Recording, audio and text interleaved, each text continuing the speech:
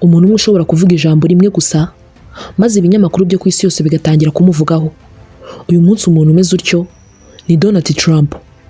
Muri iki gihe izina rya Donald Trump ririmo kuvugwa cyane ku isi. Abantu bamwe baramushyigikiye cyane, abandi baramunenga cyane. Ariko ikintu kimwe ntahakana, Donald Trump ni umuntu umwe mu bantu bafite ijambo rikomeye ku isi ya politiki n'ubukungu.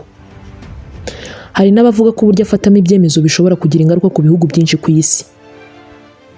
Iyo avuze ikintu, abayobozi b'ibihugu bitandukanye barabyitondera. Ibikorwa bye n'ibitekerezo bye bikomeje gutuma abantu benshi bibaza, ninde uyu muntu koko? Uyu ni umuntu wigeze kuba umucuruzi ukomeye, nyuma akaza kuba icyamamare kuri televiziyo. Hanyuma aza gutungura isi yose ahinduka perezida wa Leta Zunze Ubumwe za Amerika. Ariko urugendo rwe ntirwari rworoshye. Yahuye n'ibibazo byinshi, gutsinda, gutsindwa, kunengwa ndetse no gushimwa. Hari abamufataga nk'umuntu ushobora guhindura amateka, abandi bakamubona nk'umuntu uteza impaka nyinshi kurusha abandi. None si uyu mugabo wavutse nk'umwana usanzwe mu mujyi wa New York City yabashije ate kugera ku rwego rwo kumenyekana ku isi hose? Yatangiye ate ubuzima bwe? Niki cyamufashije kuba umwe mu bantu bavugwa cyane ku isi? Kandi ni gute yaje kugera ku butegetsi bukomeye bwo kuyobora igihugu gikomeye ku isi?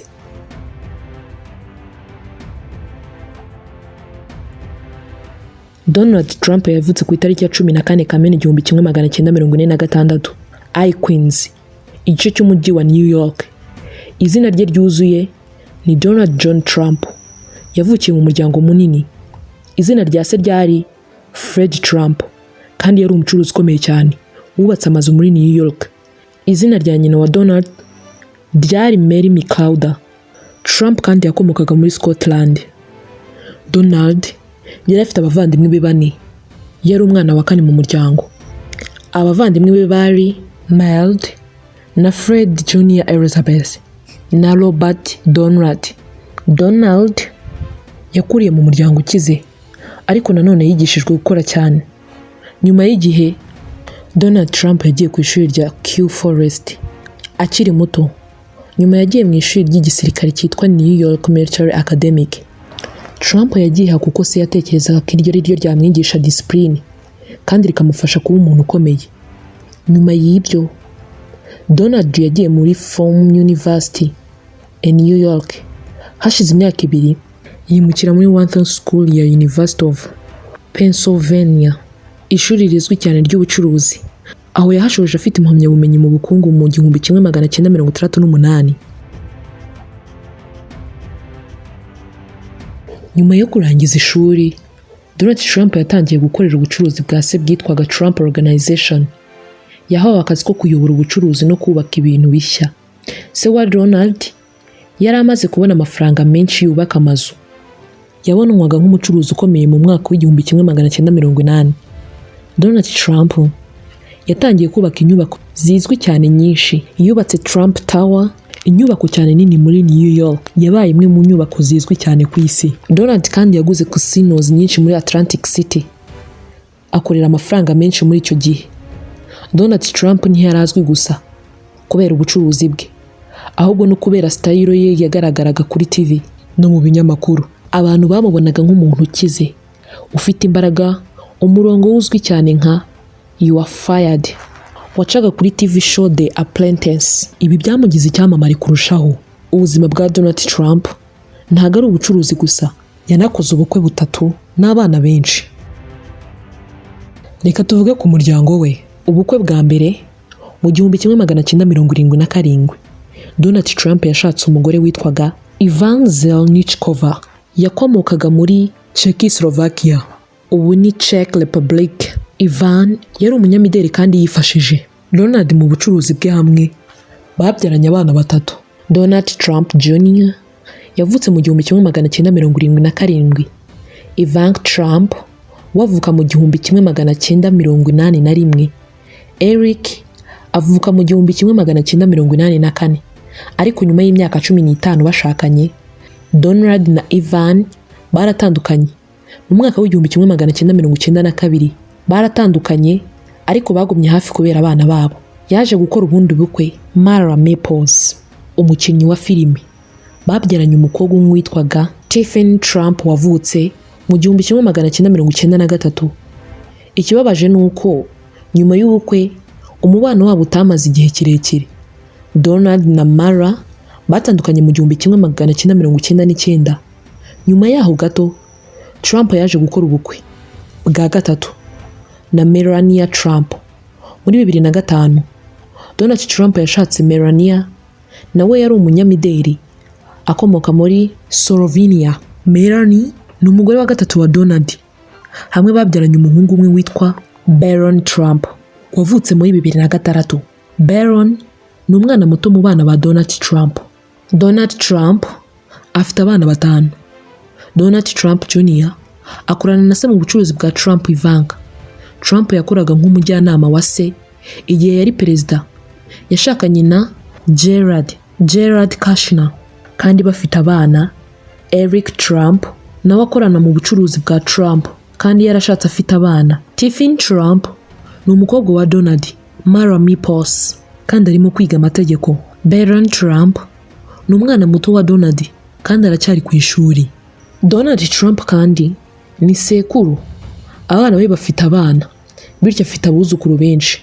Akunda kumarana igihe n'umuryango we. Ubuzima bwa Donald Trump bwuzuye intsinzi mu bucuruzi. Nyuma yo kurangiza ishuri no gukorana na se, yatangiye kubaka ubwami bwe bwite. Mu mwaka w'1970, Donald Trump yatangiye kubaka inyubako nini. Umushinga we wa mbere MJ wari hoteli yitwaga Commodore Hotel in New York City. Ntabwo yari imeze neza mu ntangiriro, ariko Donald yafashe icyemezo cyo kwigira nziza. Hoteli yaje guhindurirwa izina ikitwa Grand Hyatt Hotel. Iyi yari intsinzi ya mbere nini ya Donald Trump in New York. Yamufashije kumenyekana mu isi y'ubucuruzi. Mu 1983, Donald yubatse Trump Tower. Trump Tower izwi cyane New York City. Iyi yari inyubako ndende mu mujyi kandi yabaye imwe mu ntsinzi ze zikomeye. Trump Tower ni inyubako idasanzwe uko ifite ibiro ndetse n'inzu zihenze zo guturamo. Inyubako yari ikimenyetso cy'intsinzi ya Donald Trump. Abantu bashoboraga kubona izina rye mu mujyi hose. Yagendaga arushaho kwamamara. Mu mwaka w'1980, Donald Trump kandi yatangiye kugura n'amahoteli muri Atlantic City.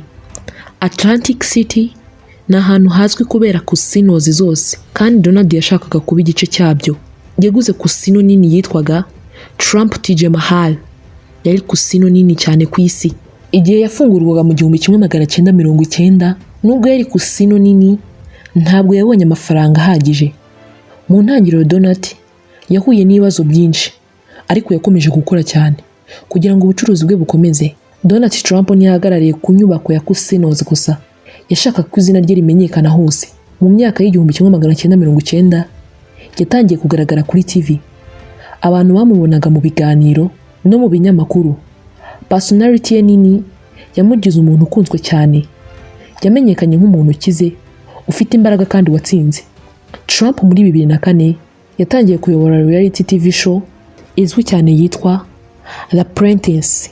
Muri icyo kiganiro yavugaga "You are fired" ku bantu batakoze neza, ari ijambo ryamugize icyamamare kurushaho, kandi abantu miliyoni nyinshi baramurebaga buri cyumweru. Kompanyi Donald Trump yayoboraga yitwaga Trump Organization, iri mu bucuruzi bwinshi nk'amahoteli, casinos, golf courses n'ibindi.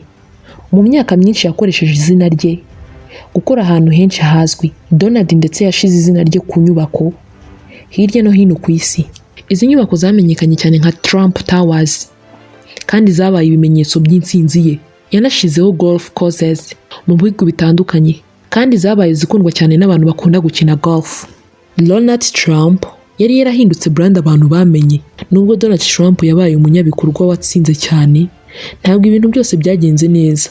Mu mwaka w'1990 yahuye n'ibibazo by'amafaranga. Bimwe mu casinos n'amahoteli ye byari bikomeye, bitakaza amafaranga. Yagombaga gukora cyane kugira ngo akosore ibibazo kandi akomeze kompanyi ye. Uyu mugabo mu gihe kimwe yari abereyemo amabanki amafaranga menshi, ariko Donald ntigeze acika intege. Yakoze cyane kandi ashobora gukemura ibibazo, maze ubucuruzi bwe bwongera gutsinda. Mu mwaka wa 2000, Donald Trump yatangiye kumenyekana atakiri nk'umucuruzi gusa, ahubwo nk'umuntu ushishikajwe na politike. Yakundaga kuvuga ko ashobora kwiyamamariza kuba perezida, ariko ntiyigeze afata icyo cyemezo kugeza nyuma mu mwaka wa 2015. Donald Trump yafashe icyemezo gikomeye.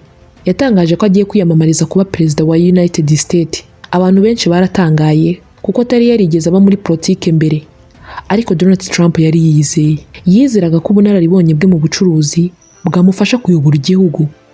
Mu gihe cyo kwiyamamaza yasezeranyije abaturage kongera kugira Amerika igihugu gikomeye. Yongeye kuvuga kurema imirimo myinshi, kubaka urukuta rwo guhagarika abinjira mu gihugu mu buryo butemewe, no gukomera mu bucuruzi n'ibindi bihugu. 2016 Donald Trump yatunguye isi, atsinda amatora ya perezida warushanwaga na Hillary Clinton wahoze ari Secretary of State. Abantu benshi batekerezaga ko Hillary Clinton azatsinda, ariko Donald Trump yaratsinze Electoral College maze aba perezida wa 45 wa United States. Donald Trump yabaye perezida kuva ku itariki ya 20 Mutarama 2017 kugeza tariki 20 Mutarama 2021. Ibi ni bimwe mu bintu bikomeye yakoze mu gihe yari perezida. Icya mbere, ubukungu. Donald Trump yibanze gukomeza ubukungu. Yagabanije imisoro mu bigo by'ubucuruzi, avuga ko bizafasha gukora imirimo myinshi. Abantu benshi bakunze ibitekerezo bye, kandi ubukungu bwakomeje gukura mu myaka ya mbere. Icya kabiri, abinjira mu gihugu kimwe mu buryo yasezeranyije cyane ni ukubaka urukuta hagati ya United States na Mexico kugira ngo ahagarike abinjira mu gihugu mu buryo butemewe. Byabaye kimwe mu bibazo bikomeye bya perezidanse ye. Icya gatatu, umubano n'ibindi bihugu. Donald Trump yagerageje gukora amasezerano n'ibihugu nka North Korea, China na Russia.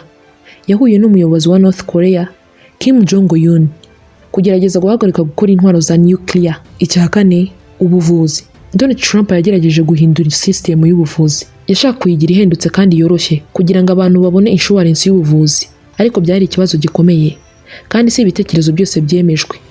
Icya gatanu, impeachment. Muri 2019 Donald Trump yashinjwe n'inteko nshingamategeko House of Representatives, bivuze ko bavuze ko yakoze ikosa mu gihe yari ku butegetsi, ariko Sena ntiyamukuye ku butegetsi, bityo yakomeje kuba perezida kugeza manda ye irangiye. Muri 2020 Donald Trump yiyamamarije manda ye ya kabiri nka perezida. Yiyamamarije manda ye ya kabiri yarushanwaga na Joe Biden wahoze ari vice perezida. Donald Trump yakoze cyane, ariko Joe Biden yatsinze amatora. Nyuma y'amatora Donald Trump n'abamushyigikiye bizeraga ko amatora atari meza nubwo nta gihamya cy'uburiganya. Ibi byateje uburakari bwinshi, kandi ku itariki 6 Mutarama 2021 habaye imvururu ku nyubako ya US Capitol. Abantu bamwe bagerageje guhagarika Congress kubara amajwi yerekanye Joe Biden yatsinze. Cyari igihe gikomeye cyane ku gihugu. Ku itariki 20 Mutarama 2021 Donald Trump yavuye muri White House, niyitabiriye umuhango wo kurahira kwa Joe Biden, ari wo muhango mushya perezida mushya afatiramo ubutegetsi. Nyuma yo kuva ku butegetsi, Donald Trump yasuye mu buzima bwe bw'ubucuruzi. Yari agifite inyubako nyinshi, golf courses n'amahoteli. Nubwo atarakiri perezida, yari agifite abantu benshi bamushyigikiye. Donald Trump yavuze kandi ko ashobora kongera kwiyamamariza kuba perezida mu mwaka wa 2024. Abantu bamwe bishimiye kureba niba azongera kwiyamamaza mu gihe abandi bashakaga umuyobozi mushya. Donald Trump yari akiri umuntu uzwi cyane kandi afite abamushyigikiye benshi ku isi. Ubuzima bwe bwuzuyemo kuzamuka no kugwa. Yabaye umucuruzi, icyamamare kuri TV, ndetse na perezida wa United States.